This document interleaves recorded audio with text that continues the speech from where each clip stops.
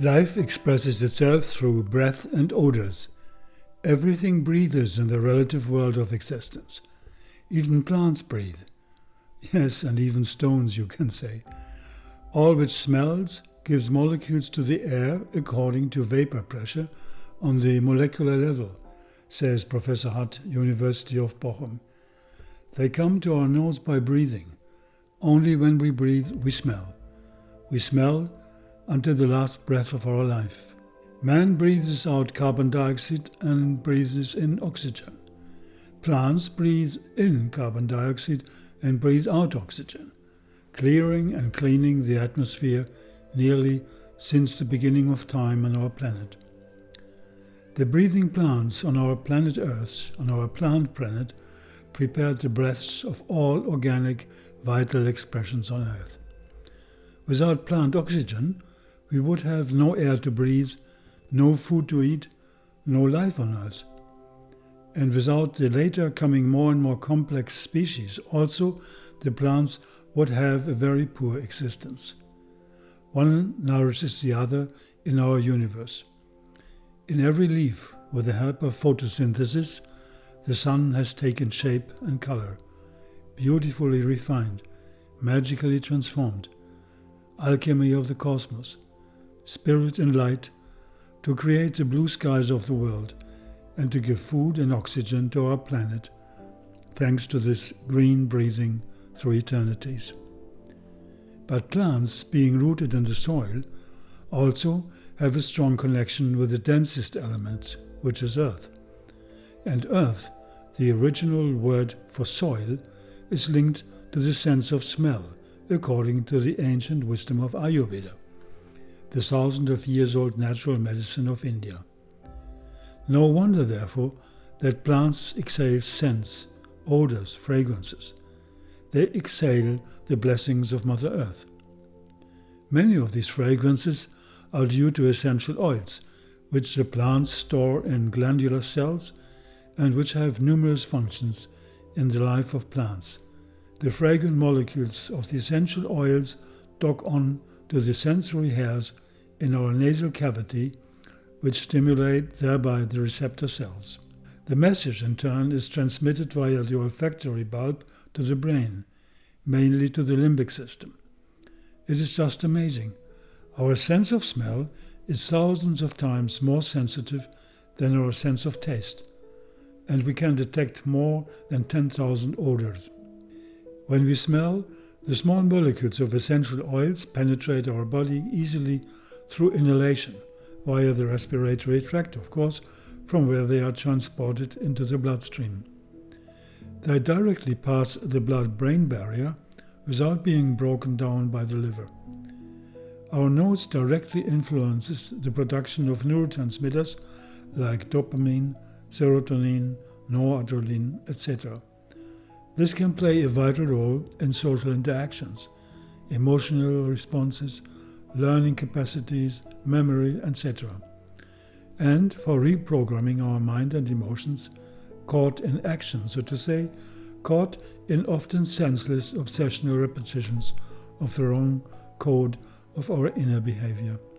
Yes, in nature, breathing and smelling are intimately linked. We breathe and we smell without end, connecting the space and the air elements with the earth element, light and the dense dimensions together, enjoying the polar connection of opposites for our own inner and outer well-being. Inhalation, we can say, is more for the lungs and our respiratory system, for our vital system of exchange, our rhythmic system, so to say, and thereby also good for the heart. The elements of air and akasha, which is the Ayurvedic word for space, predominate. Smelling is more for the brain and our psychospiritual and emotional system. The element of earth predominates. And yet, both pathways are deeply connected. Thus, our brain is able to capture the fragrant earth molecules of essential oils through the act of smelling. And these molecules are created in the plant by the alchemy of cosmic light.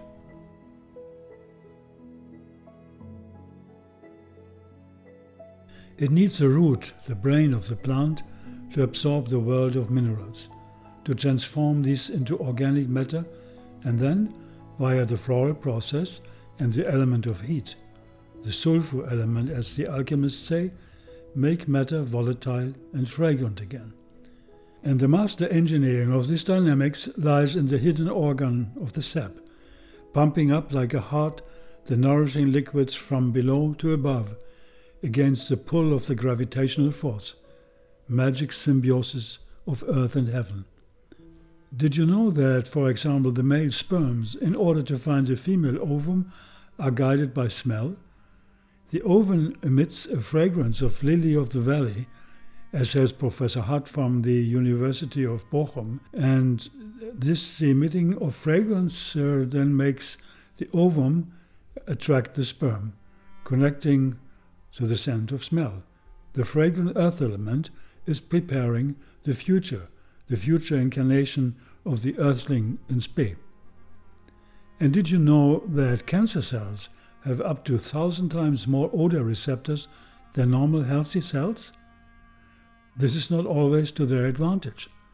Certain fragrant molecules, for example the D-limonene in lemon oil, for example, when reaching the cancer cells, they cause them to stop growing or even kill them.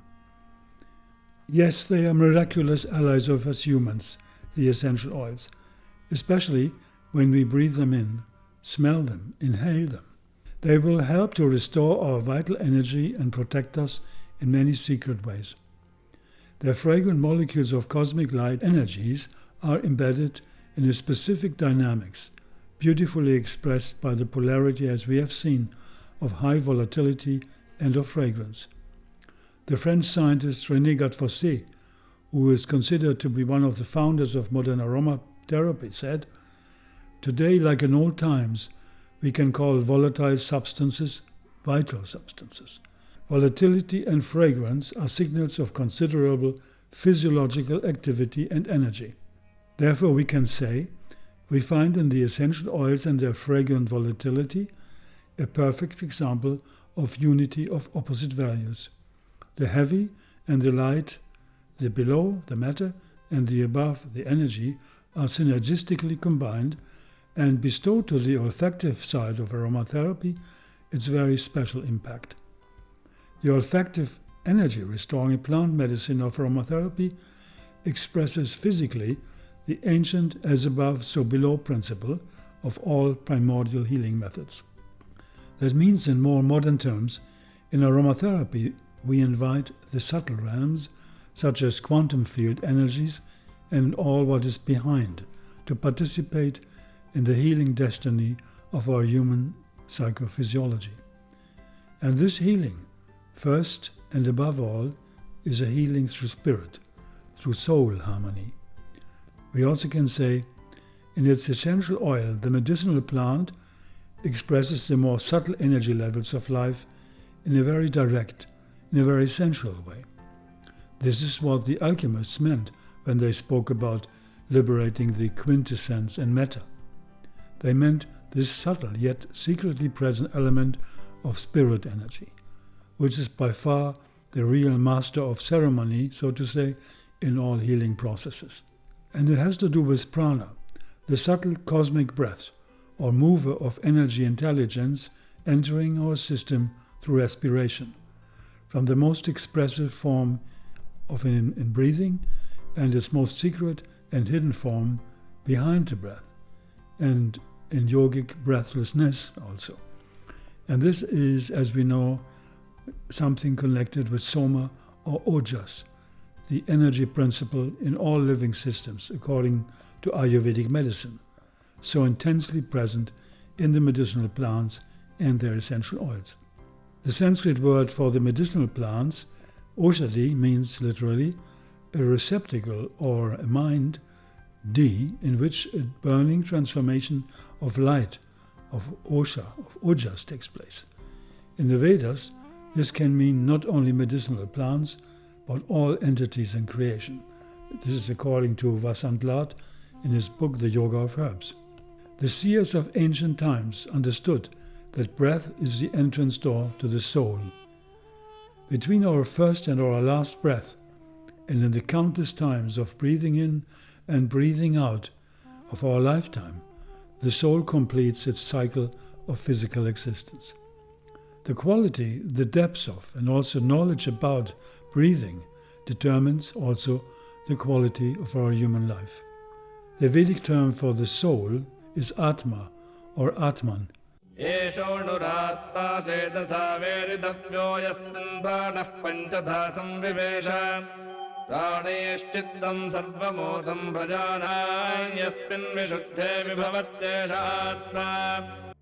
We can find connections with the Indo-European cultures to the notion of breath in words like Atman, Sanskrit word for soul, but also Atmen in German means to breathe, or Atem in German the breath, or Adem in Dutch, breath, in Old German Atum, or Odem, a poetic word for breath.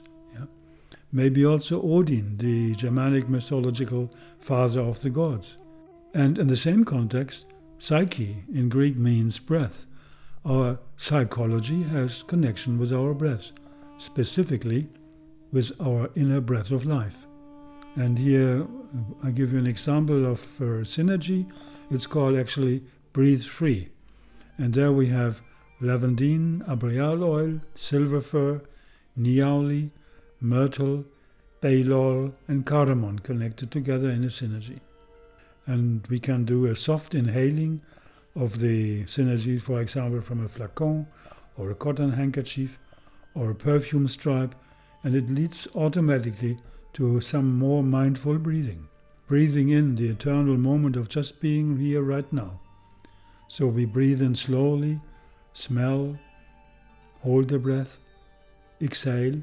So you breathe away, smell away your fatigue, your exhaustion, your depression, your anger, your pain.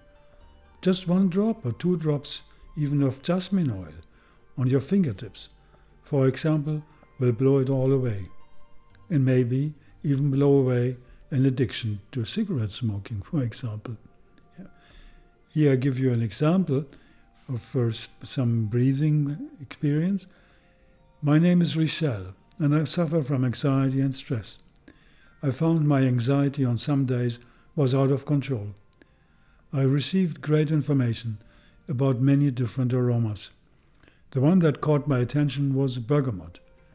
I was very hesitant first to try this type of therapy. I have been using now the bergamot and noticed such a difference in my mood. When I feel that I'm in a stressful situation, I take some deep breaths of the bergamot and my mood shifts to a calm feeling and my anxiety starts to disappear. Since 1982, the Japanese government, by the way, has designated 48 official forest therapy trails to encourage citizens to spend more time amongst many conifer trees to bolster the health of the population. This is called Shinrin-yoku, the Japanese practice for forest bathing or forest breathing. It harnesses the medicinal power of fragrance to stimulate our breathing and thereby our health. Japanese scientists needed quantifiable evidence of the health benefits of forest bathing and designed an experiment where 12 businessmen went on a 3-day hiking trip in the forest. Blood and urine samples were collected and tested on all the men before and after the trip. Their hormone levels, blood pressure, and levels of natural killer cells were tracked. Former theories on health benefits were confirmed. In all 12 men, blood pressure and cortisol levels dropped, and most notably, the men's natural killer cells increased by 40%. A month later, the cells were still elevated. Natural killer cells are a type of lymphocytes which are vital for immune health.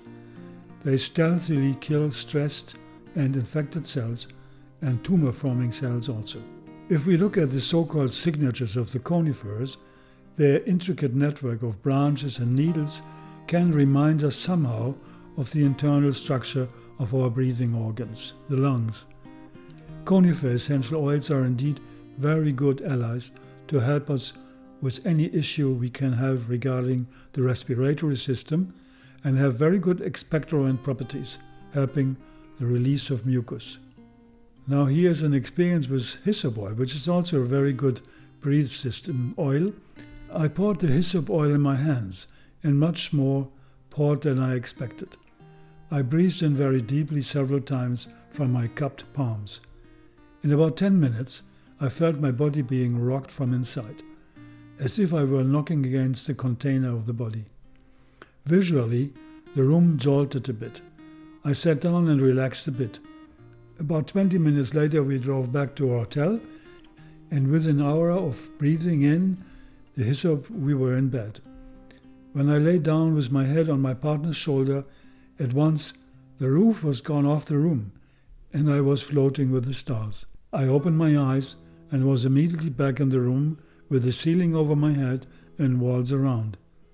Closing my eyes again, I was in the open, starry sky. The feeling was comforting. I felt physically comfortable, mentally soothing, and very peaceful. Could there be a connection of ketones, like in the hyssop oil experience, and the body of light in us humans? That's the question. Is it not remarkable that the ketonic oils count among the most efficient parasite killers in nature, such as worms, nematodes, etc.?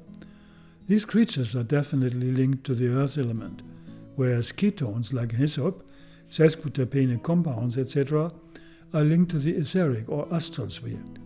Also the fact that they dissolve fat belongs to the same view. Ketonic plants and their essential oils such as hyssop, mugwort, tansy, sage, wormwood, Arizona cypress, Artemisia annua, and the many other artemisias, and with them many other plants from the Asteraceae family, they all have their word to say in the same context of raising spiritual energy in man and lighting up matter fields in the body, which have become corrosive, so to say, through the impact of numerous interior and exterior stress factors. They are often, it is true in a spiritual sense, disincarnating energies. One of the reasons why they are strongly abortive and not to be taken by pregnant mothers or young children. But they are powerful, vibrant energies, energy carriers with multiple functions on the connection of the body of light and the physical body in us humans and with our breath. And the eucalyptol oils, one might ask? Remember, psyche means breath in Greek language. A healthy psychology has a lot to do with healthy breathing, we said. Also, essential oils rich in oxides give us great help. The major oxide in nature is the 1.8 cineol or eucalyptol. It has its name from the Greek word kine, which means to move, and aeol, which means the wind. So 1.8 cineol is a major compound of many essential oils such as cajeput, niauli, different eucalyptus oils, myrtle, bay laurel, spike lavender, cardamom, ravensara, and many others. The association with the element air is obvious.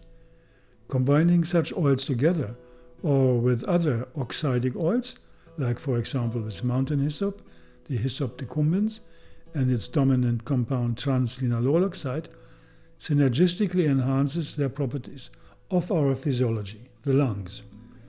Such oils are good to balance a disharmonious vata element, as we say in Ayurveda, and uncramp the heart, so often encaged in rhythmic imbalances and cramping, and thereby open up the flow between spirit and matter, consciousness and physiology. With psyche, our inner breath, being the mediator between the subtle and the gross, it is important to recur to the oxidic actors in nature in order to bestow balance and empower the element of movement in the body. Many factors, such as wrong diet, immobility during work, or on the contrary, too much mobility during traveling, or seasonal stress, psychological or social problems, etc., may lead to respiratory cramping or congestion, and therefore may need biochemical and subtle energetic keys to open up the system. Phytooxides such as 1.8 cineol are wonderful helpers for this. They uncramp us, make us air out rigidity, and breathe in space.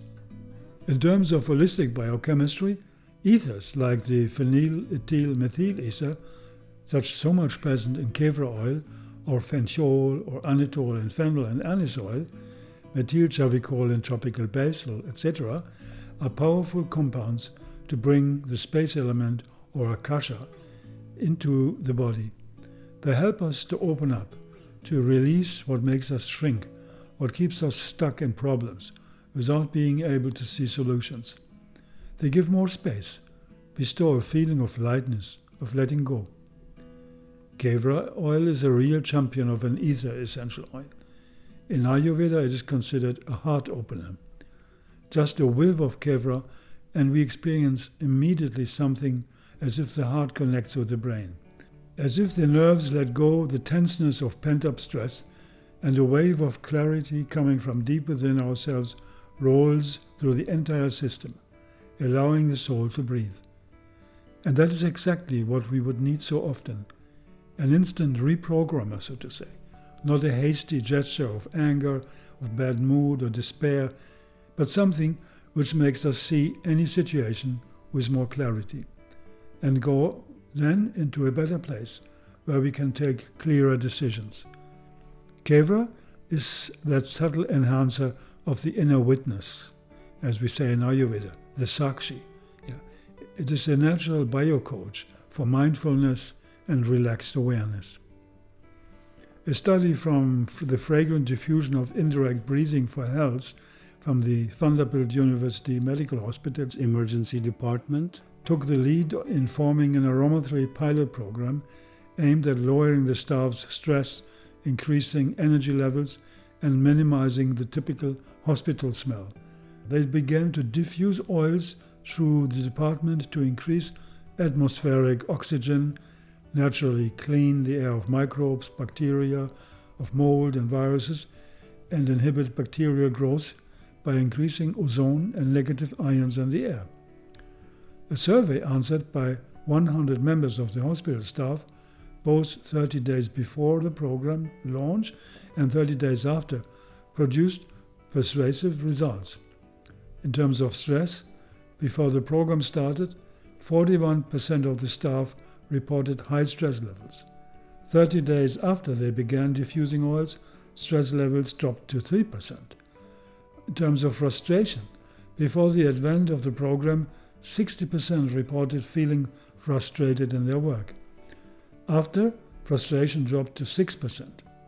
And then in terms of tiredness, 40% reported feeling tired at work, and that dropped to 13% after breathing diffused oils for a month. Thrilled with how they felt at work, some of the hospital staff began diffusing oils at home, and the hospital administration is working through the protocol of diffusing oils in patient rooms to bolster patient health. And here, at the end, an experience with helichrysum and PTSD. I wanted to write you a note of infinite thanks. Remember the talking we did about post-traumatic stress disorder, PTSD, and helichrysum. I had such an incident last week, and it was an intense one. It lasted for days, continuously intensifying. Even though I was conscious enough about it to try to control my thoughts, I was failing, and failing utterly. Finally, days into the incident, I remembered our conversation, and I decided to go for the big guns and diffuse helichrysum. It was perfect. For the next half hour, I could feel days of pent-up stress draining out of my body with each extremely deep breath. The effects were incredibly dramatic. Soon after, I was able to get my spiritual perspective back and see the truth about the source of my stress, and then finally, the source of myself again. The whole renewal took about 45 minutes, with incremental, noticeable improvements of every movement. Quite miraculous, really.